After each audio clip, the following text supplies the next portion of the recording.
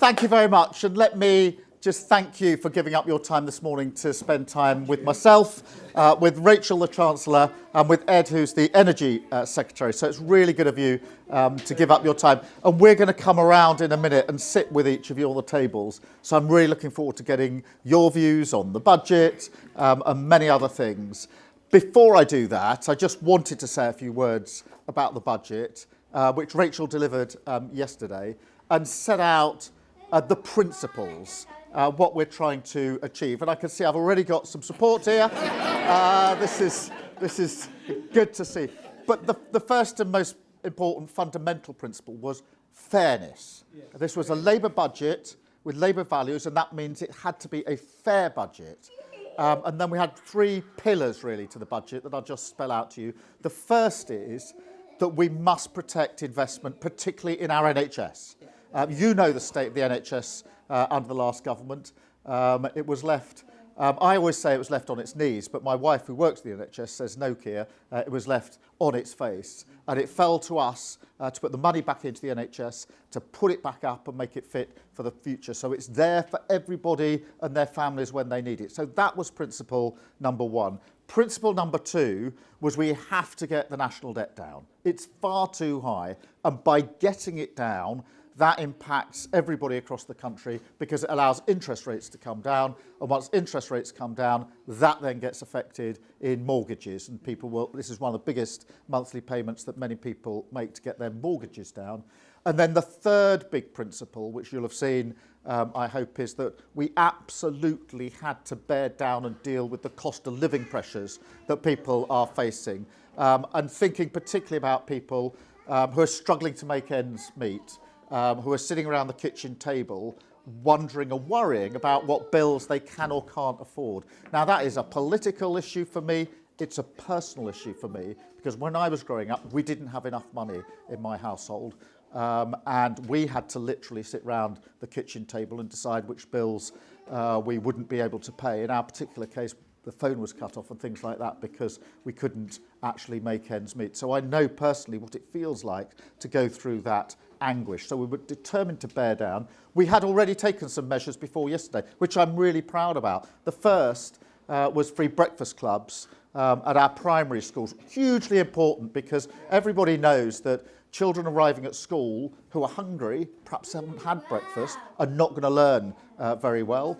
And parents and carers able to drop off their children a little bit early means they can get back to work if that's what they want to do and earn a bit more money. Really important. The second one is free school meals, extended to 500,000 children. Again, for many children, I was in a school just the other day, that is the best and sometimes the only meal that they are going to get. And we were in Peterborough earlier this week, and I was talking to the dinner supervisors who've been dishing up food for kids for many, many years, and they knew they were dishing up not just food, a decent meal for children, but also a life chance, an opportunity, because hungry children don't learn. Children who don't learn get held back, and it's really hard to make up that ground. There are other things that we've done, but those are the things before yesterday. Yesterday, what Rachel, the Chancellor, was able to announce were measures on top of that.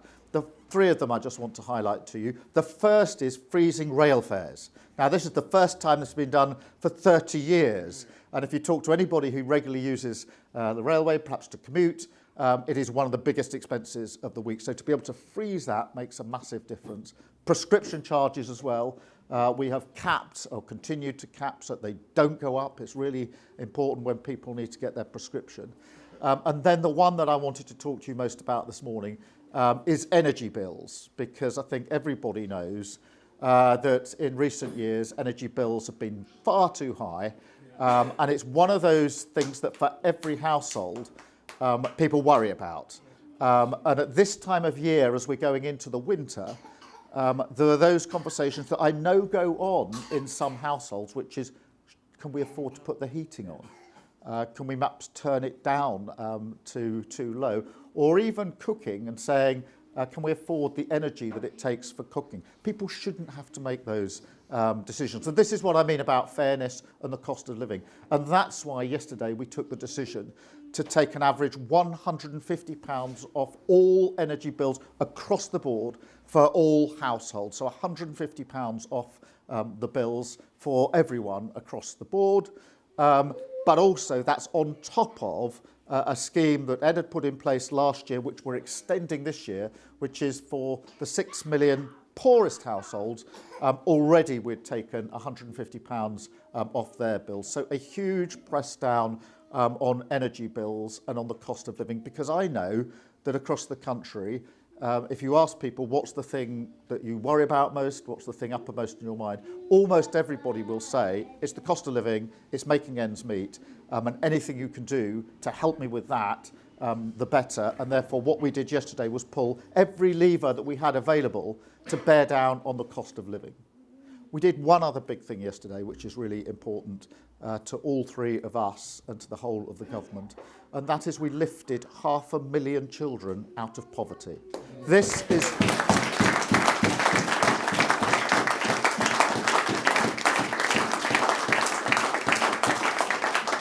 For nearly a decade, there was a 2-child cap on benefits.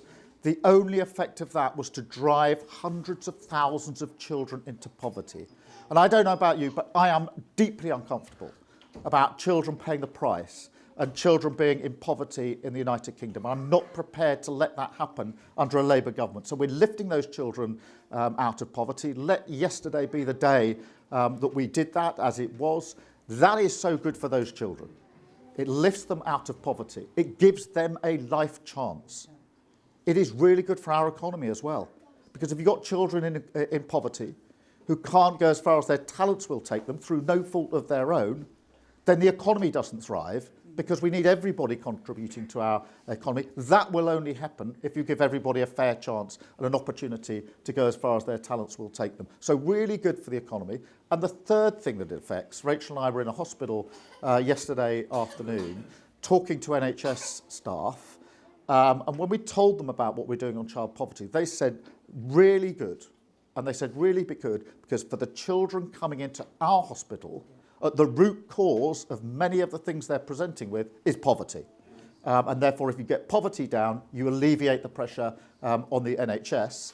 And that means that the NHS can concentrate on the other things that it needs to do. So on all those fronts, I'm really proud to lead a Labour government that has taken the biggest measure on child poverty that any government has ever taken in the history of this country. And that was a very big moment for us and the country yesterday. So they're the broad principles behind the budget. There's a lot more to it than that. But obviously what I want to do now is to sit down with you, get your views on what we've done.